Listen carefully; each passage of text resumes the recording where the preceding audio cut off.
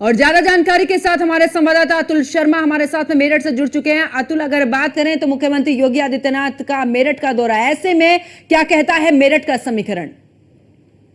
देखिए, कहा जा सकता है कि आज मुजफ्फरनगर लोकसभा क्षेत्र के विधानसभा योगी आदित्यनाथ का आगमन है। कहा जा सकता है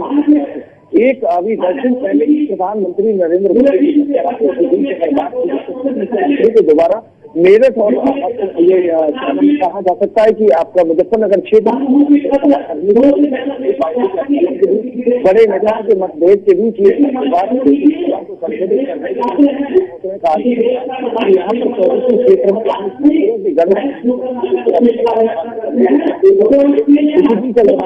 वही मंच है जहाँ से मुख्यमंत्री योगी आदित्यनाथ मंत्री कपिल देव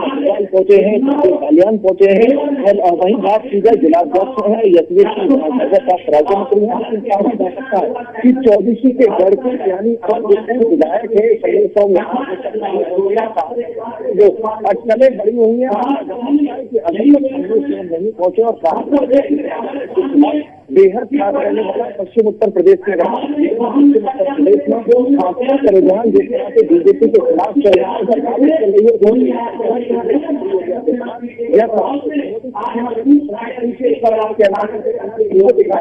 यहाँ पर भारी भीड़ पड़ती है, लेकिन कहा जा सकता है कि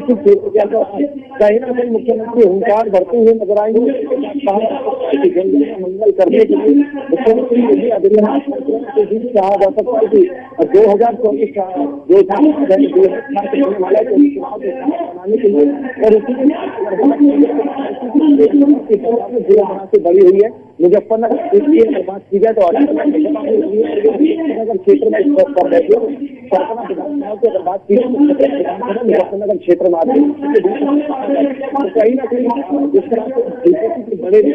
बगावत करते हुए नजर आ रहे हैं साधने को मुख्यमंत्री योगी आदित्यनाथ कहा जा सकता है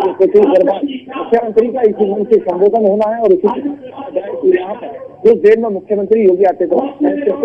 संबोधित करते हुए नजर आएंगे। 24 की जनता है, 24 क्षेत्र लगातार संजीव कल्याण का ग्रेड देखने को मिला। कहा जा सकता है कि जगह जगह गांव में एंट्री देने के बोर्ड लगाए हैं। कहा है कि चुनाव किया जाएगा। संजीव बिल्कुल अतुल, वापस लौटूंगी। सचिन हमारे साथ में मुजफ्फरनगर से जुड़ चुके हैं। सचिन, अगर बात करें तो मुजफ्फरनगर भी इस दौरान मुख्यमंत्री योगी आदित्यनाथ का दौरा, ऐसे में अगर बात करें समीकरण की मुजफ्फरनगर की तो क्या कुछ कहता है? देखिए, मुजफ्फरनगर की लोकसभा सरदाना विधानसभा में आज मुख्यमंत्री आए हैं और आपको बता दूं सरदाना विधानसभा में राजपूत समाज बाहुल्य में रहता है और इस राजपूत समाज का इस बार भारतीय जनता पार्टी के प्रति विरोध भी देखने को मिल रहा है। इसी वजह से मुख्यमंत्री ने मुजफ्फरनगर की विधानसभा जिसमें राजपूत बाहुल्य है आज सरदाना में है और अभी 3 दिन बाद मुजफ्फरनगर की चरथावल विधानसभा में आएंगे और राजपूत समाज के जो नाराजगी है उसे दूर करने का प्रयास किया जाएगा। इसी वजह से इन दोनों विधानसभाओं में मुख्यमंत्री का कार्यक्रम रखा गया है और संभवतः मुख्यमंत्री जी के आने के बाद राजपूत समाज में जो नाराजगी है वो दूर भी होगी। और बिल्कुल सचिन, अगर वोटर्स की बात करें तो निर्णायक भूमिका में आखिरकार अगर समीकरण जाने मुजफ्फरनगर का तो देखिए, मुजफ्फरनगर की अगर बात करें, मुजफ्फरनगर में जाट बाहुल्य क्षेत्र भी है, किसानों की बेल्ट कही जाती है और इस क्षेत्र में रालोद का एक बड़ा गढ़ माना जाता था क्योंकि 2022 में जब किसान आंदोलन चल रहा था तो किसानों की नाराजगी हुई थी। उसके बाद इस क्षेत्र में जो भारतीय जनता पार्टी का 6 की 6 जो विधानसभा मुजफ्फरनगर में लगती है सभी पर भाजपा का कब्जा था, लेकिन नाराजगी के बाद पूरी तरह से भाजपा का कब्जा हटा और मुजफ्फरनगर में सिर्फ एक सीट पर भारतीय जनता पार्टी काबिज में रही विधानसभा सीट पर, बाकी 5 विधानसभा सीट रालोद और सपा के खाते में गई। लेकिन अब रालोद भी भाजपा के साथ जुड़ चुकी है तो संभवतः उम्मीद लगाई जा रही है कि भाजपा को इसका समर्थन मिलेगा और इसका बल मिलेगा और जो है स्थिति वो भाजपा के समर्थन में जाएगी। बिल्कुल सचिन, क्योंकि पश्चिमी उत्तर प्रदेश की बात करें तो पिछले चुनाव में भी देखा था कि किसानों का आंदोलन था, ऐसे में किसान नाराज थे, लेकिन इस बार जब आरएलडी का साथ मिला है तो किसानों को पूरी तरीके से साधने की कोशिश बीजेपी की तरफ से। जी बिल्कुल, देखिए इसका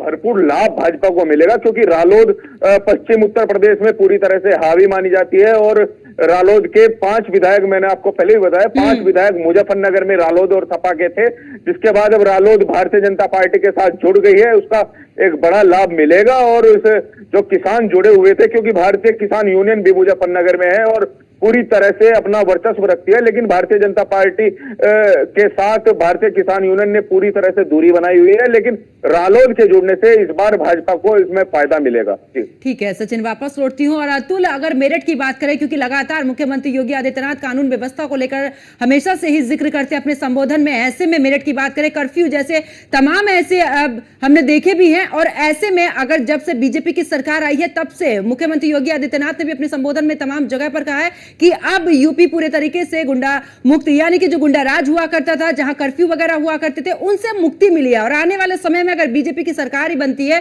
तो जो कार्य पेंडिंग पड़े हुए हैं उन पर भी काम होगा। सरकार की पश्चिम उत्तर प्रदेश गुंडा प्रदेश के से जाना जाता था मुजफ्फरनगर वो मेरठ के इन सभी जिलों में यहाँ पर जम करके हंगामा दंगे देखने को मिलते थे। यहाँ पर माफिया गुंडों का राज हुआ करता था, लेकिन आज की बात की जाए, घर से बहन बेटी सुरक्षित बाहर निकल जाते हैं। मंत्री अगर बात की जाए, कुछ दिन पहले मंत्रियों ने कहा कि पश्चिम उत्तर प्रदेश का मुजफ्फरनगर मेरठ, यानी सरहद की बात की जाए, मेरठ की बात की जाए, सरगना की बात की जाए, ये क्षेत्र है जहाँ पर घर से बाहर निकलने में भी डर लगा करता है। दिन दहाड़े यहाँ पर मर्डर हुआ करते थे। कहा जा सकता है कि आपके कानून का राज है। और इसी के साथ अगर बात की जाए तो माफिया गुंडा कहीं ना कहीं हरकत काफी उत्तर प्रदेश के अंदर किसी भी तरह से किसी माफिया को बख्शीश नहीं दे रहे। यहाँ के लोगों ने जमकर के घेर दिया। सरकार कहीं ना कहीं माफिया को समझ कर देने का काम कर रही है। उसी के साथ अगर बात की जाए मुजफ्फरनगर के लोकसभा क्षेत्र को लेकर के अध्ययन जिस तरह से बढ़ती हुई नजर आ रही है, कहा जा सकता है कि आपकी बार मुजफ्फरनगर क्षेत्र के जो विधानसभा सभा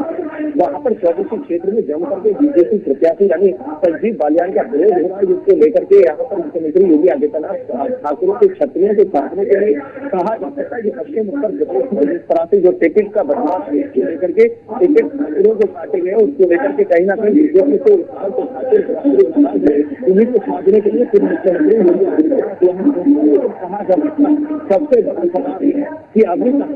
2024 चुनाव के संग्राम की बात की जाए तो मेरठ की धरती से प्रधानमंत्री ने लेकिन उसी बीच अगर बात की जाए मुजफ्फरनगर लोकसभा की बात की जाए तो आज खुद मुख्यमंत्री को चुनावी सभा में पहुंचना पड़ रहा है। यहाँ पर जनसभा को पार्टी की अनमन के चलते कहीं ना कहीं बिल्कुल अतुल, अगर बात करें तो इस दौरान पूरी 80 की 80 लोकसभा सीटों को जीतने के लिए बीजेपी की तरफ से पुरजोर कोशिश। बहुत बहुत शुक्रिया अतुल और सचिन हमारे साथ में जुड़े, आप दोनों ने तमाम जानकारी साझा की।